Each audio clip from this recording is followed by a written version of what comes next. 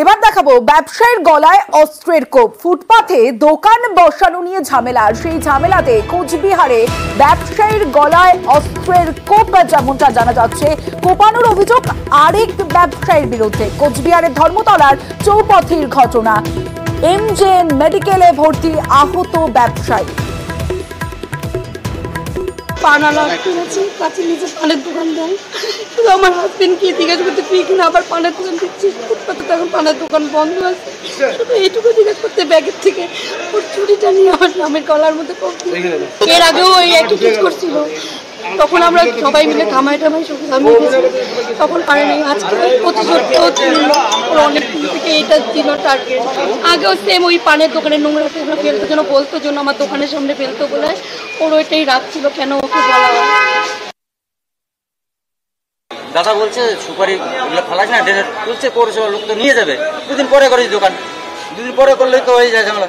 আমি দোকান করবো, ড্রেনে ওগুলো ফালাবো, কিছু করতে পারবি না, আমার জিনিস আমি করবো। দাদা কয়টা করিস না, ও ফাঁস করে ব্যাগের থেকে দাদা তো মারিয়ে দিল। ওই মারার সাথে আমরা দৌড়েছি পিছনে, ধরানোর জন্য দুই একবার শিবকলি মোড়ের সামনে ক্রস করছি ওকে। আমি ক্রস করার পরে ও আমাকে আবার মারতে গেছে, তো আমি পিছিয়ে গেছে।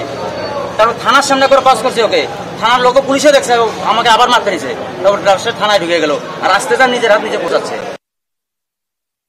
পরে যা শুনলাম যে ওই ছেলেটা কি নোংরাগুলো নিয়ে আর কি ওর দোকানের দিকে দিচ্ছিল।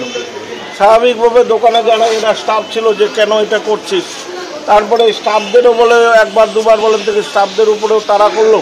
তার ওয়াইফও দোকানে ছিল, তার গায়েও বলে নোংরা টোংরা দিয়ে মনে করেন ঢিলাঢিলি শুরু করলো। তারপরে স্বাভাবিকভাবে দোকানের যে মালিক সে বলতে যে এরকম কেন করছিস, বলতেই বলে হচ্ছে ব্যাগের থেকে মানে কি একটা মানে কাটারি না কি বের করে ওর মানে গলার মধ্যে মেরে দিল। এবার কল্যাণীর দিকে নজর রাখবো। নেতার দাদাগিরি আর নেতার দাদাগিরিতে বন্ধ দোকান, দোকানে তালা লাগালেন তৃণমূল নেতা। কল্যাণী পুরসভার 18 নম্বর ওয়ার্ডের ঘটনা, যেখানে অভিযুক্ত ওয়ার্ড সভাপতি দুলাল মজুমদার। দোকানে বেআইনি নির্মাণের অভিযোগ নেতার, কাউন্সিলর ও কল্যাণী থানায় অভিযোগ ব্যবসায়ীর। আমার বাবার নামে তালাটা কে মেরেছে? এই এখানে পার্টি করে, তার নাম দুলাল কৃষ্ণ মজুমদার। মারলো, বলছে যে আমরা নাকি আমাদের দোকানে টয়লেট করছি, টয়লেটের কনস্ট্রাকশন করছি, আমরা নাকি অবৈধ কনস্ট্রাকশন করছি। সেই আপনি কি তালা মারতে পারেন বলেন তো? আপনি তালা মারতে পারেন? কার দোকানে অবৈধ কাজ হচ্ছে ওখানে। আমি তালাটা এই কারণে মেরেছি যে ও আসুক, ও আসবে না, ও রব নিচ্ছিল ব্যবসায়ী সমিতিতে, ওকে ওর অত্যাচারে ওর ওই চাল চলনের জন্য ওকে খারিজ করে দিয়েছে। বকটুইয়ের ঘটনায় এবার চার্জ গঠন রামপুরহাট আদালতের। প্রায় 2.5 বছর পর বকটুইয়ে চার্জ গঠন রামপুরহাট আদালতের। আনারুল হোসেন সহ 23 জনের বিরুদ্ধে চার্জ গঠন। 12 ও 13 আগস্ট সাক্ষ্য গ্রহণ করা হবে। Section 120B, 109 explosive substance act, murder, attempt to murder, ঘর বাড়ি পুড়িয়ে দেওয়া, নানা রকম। কতজন ছিলেন আজকে আসামি? আজকে 23 জন আসামি প্রেজেন্ট। চার্জ গঠন কি সম্পূর্ণ হয়েছে? সম্পূর্ণ হয়েছে। এবার স্বাক্ষর জন্য ডেট হচ্ছে 12 আর 13 আগস্ট। এবার দেখাবো জরাজীর্ণ স্কুল বাড়ি, দেওয়ালে ফাটল, ছাদেও ফাটল। যে কোনো মুহূর্তে দুর্ঘটনার আশঙ্কা, আতঙ্ক নিয়েই চলছে লেখাপড়া। এমনই অবস্থা মালদার হবিবপুরের প্রাইমারি স্কুলের। অন্যদিকে কোচবিহারের এক প্রাইমারি স্কুলে 2 ঘরে চলছে 6 ক্লাস, কারণ ঝড় বৃষ্টিতে ক্লাসরুমের চাল উড়ে গিয়েছে। দেখুন।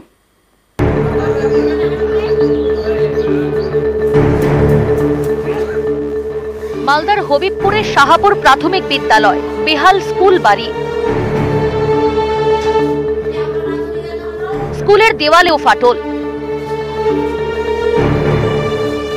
ক্লাসরুমের ছাদেও ফাটল। অনেক জায়গায় দেওয়ালের ফাটল দিয়ে নেমে এসেছে বটের ঝুড়ি। জরাজীর্ণ স্কুলে যে কোনো মুহূর্তে বিপদের আশঙ্কা, আতঙ্ক নিয়েই চলে লেখাপড়া। স্কুল আসতে ভয় গেল, ওইখান থেকে লতা বাড়িয়ে গেছে ফাটা ফাটা জায়গা দিয়ে, যখন তখন পড়তে পারে ওইখান থেকে। ওটা ভয় লাগে না? ভয় লাগে।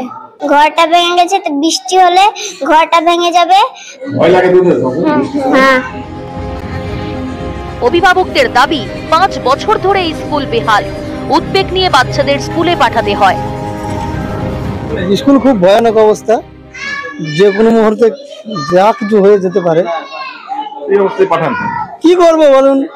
বলতে বলতে তো খাসতে গেলাম, কোনো সুরাহা হচ্ছে না।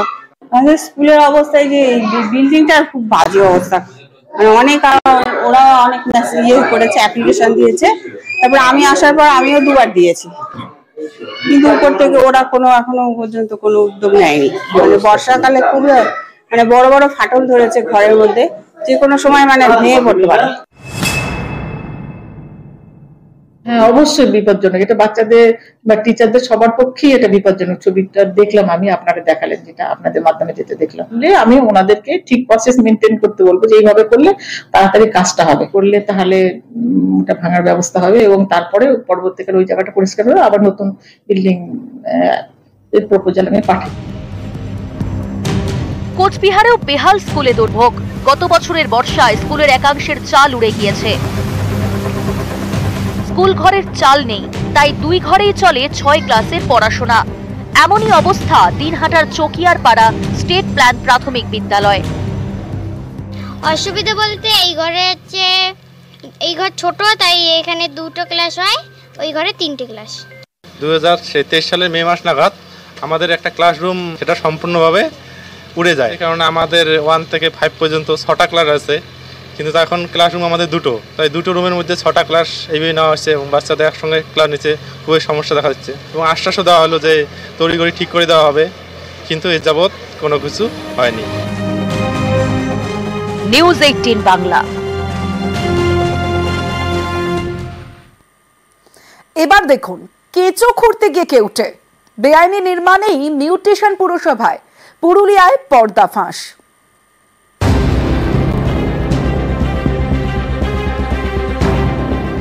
অনুমোদন ছিল G+4 এর, অর্থাৎ 5 তলায়, অথচ 6 তলা ফ্ল্যাট বানিয়ে ফেলেছেন প্রমোটার। বেআইনি সেই নির্মাণে মিউটেশন সার্টিফিকেটও দিয়ে দিয়েছে পুরসভা। কিভাবে এত বড় গাফিলতি? এ নিয়ে পুরুলিয়ায় জোর শোরগোল।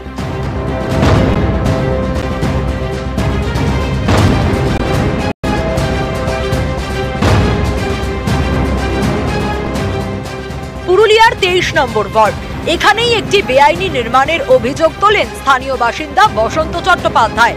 সালটা ছিল 2017। তার দাবি, এরপর একাধিকবার পুরসভা থেকে প্রশাসনের বিভিন্ন স্তরে তিনি ওই বিষয়ে অভিযোগ জানিয়েছেন, কিন্তু কাজের কাজ কিছু হয়নি। সম্প্রতি তিনি ফের নালিশ জানান মুখ্যমন্ত্রীর দপ্তরে। এরপরই নাকি নড়ে চড়ে বসে প্রশাসন। আমি 2017 সালে জানুয়ারি মাস থেকে এটা কমপ্লেন জানিয়ে আসছি, কিন্তু মিউনিসিপ্যালিটি কোনো অ্যাকশন সেটা নেয়নি গো।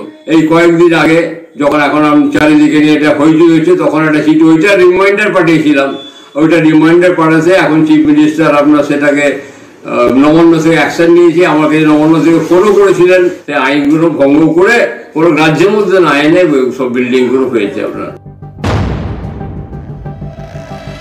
তদন্তে নেমে পুরুলিয়া পুরসভা জানতে পারে 5 তলার অনুমোদন থাকলেও 6 তলা বিল্ডিং বানিয়ে ফেলেছেন প্রমোটার।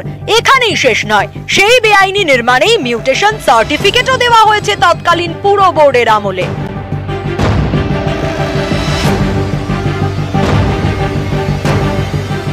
আমাদের যা স্যাংশন, সেই স্যাংশন বহির্ভূত বিল্ডিং কনস্ট্রাকশন হয়ে আছে, যেখানে পৌরসভা স্টপ অর্ডার দিচ্ছে, সেখানে আবার পৌরসভা মিউটেশন দিয়ে ফেলেছে।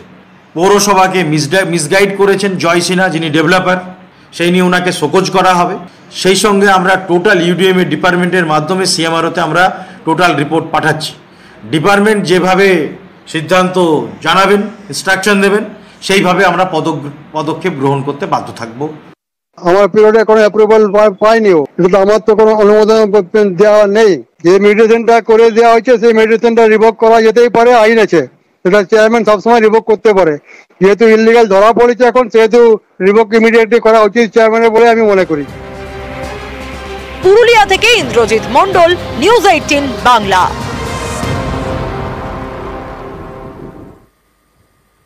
পুরসভার পুকুর, আর সেই পুকুর দখল করে ভরাট করা হয়েছে। সেই জমি বিক্রি হয়, সেই জমিতে অনেকে বাড়িও করেন। এবার সেই পুকুর পুনরুদ্ধারে উদ্যোগী স্থানীয়রা, আর পুকুরকে পুকুরে ফেরাতে আসরে বিএলআরও।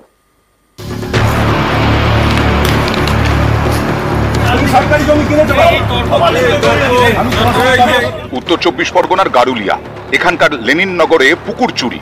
স্থানীয়দের দাবি, ধাপে ধাপে আবর্জনা ফেলে পুকুর ভরাট করা হয়েছে, তারপর সেই জমি বিক্রিও করা হয়েছে।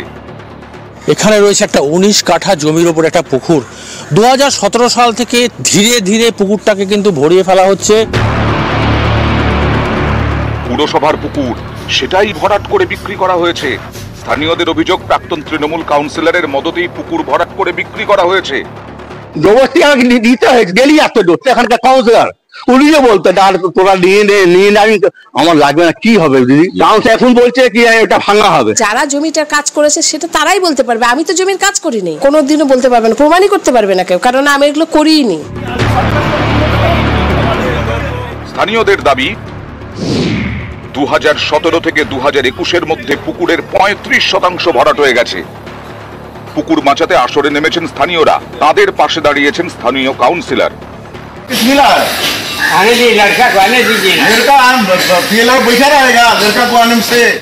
সরকারি জমি কিনেছে,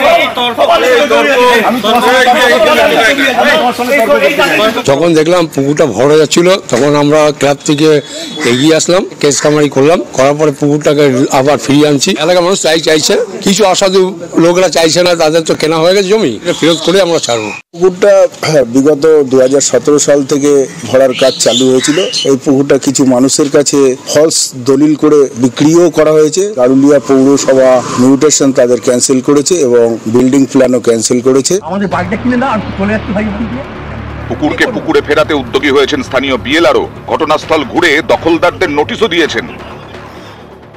আমরা জানতে পেরেছিলাম যে পুকুরটা ভেস্টেড ল্যান্ডে আছে, আর সেটা এর আগেও আমি ইন্সপেকশন করেছিলাম, সেটা এনক্রোচমেন্টও হয়েছে। তো সেই এনক্রোচমেন্ট তো থাকার কথা নয়, আর আমরা সেই পুকুরটাকে আবার রেস্টোরেশনের কাজ শুরু করতে পেরেছি। পুকুরের ম্যাক্সিমামটা আমি রেস্টোর করতে পেরেছি, আর অল্পটুকু এরিয়াগুলো আছে যে তাদেরকে নোটিশ দেওয়া হবে, নোটিশে সরিয়ে নিলে অ্যাকর্ডিংলি কাজ হবে।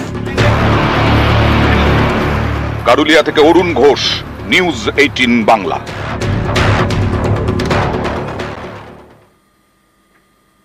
খাল তুমি কার, সেচ দফতরের নাকি জেলা পরিষদের? এতেই খালের সংস্কার নিয়ে দড়ি টানাটানি, থমকে সংস্কার। বর্ষায় ভারী বৃষ্টি হওয়ার আগে চিন্তায় বারাসাত 2 নম্বর ব্লকের মৎস্যজীবীরা।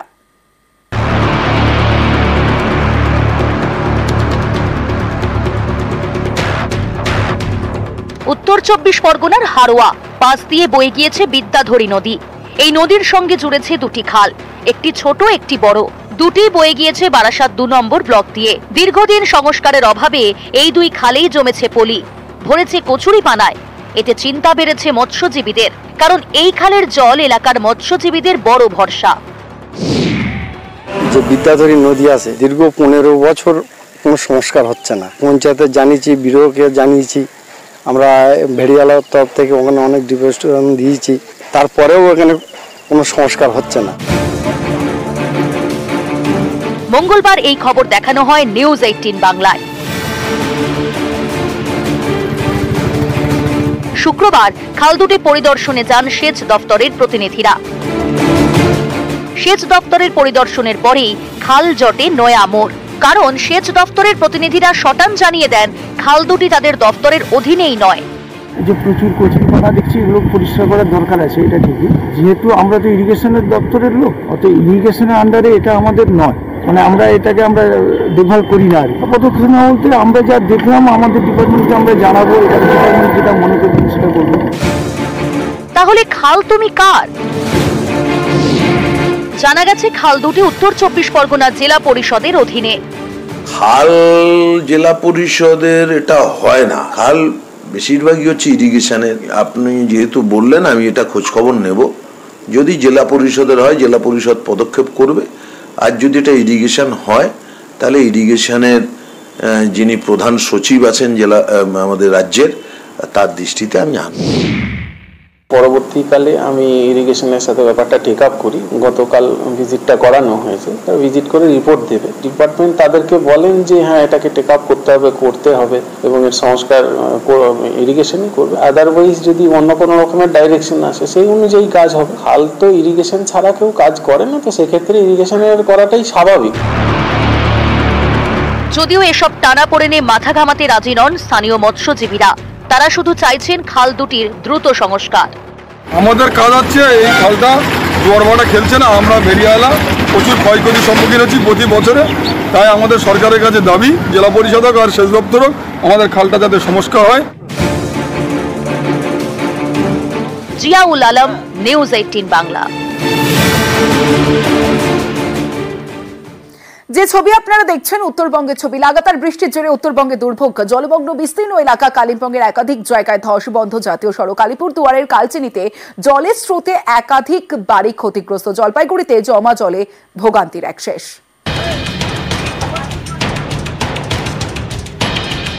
টানা কয়েকদিনের বৃষ্টি, উত্তরবঙ্গের সব নদী ফুঁসছে, জল ঢুকেছে লোকালয়ে। আলিপুরদুয়ারের কালচিনিতে জলের তোড়ে ক্ষতিগ্রস্ত একাধিক বাড়ি। স্রোতের দাপটে ধস নেমেছে কালচিনিতে, এর জেরে অনেক বাড়ির ভিত আলগা হয়েছে।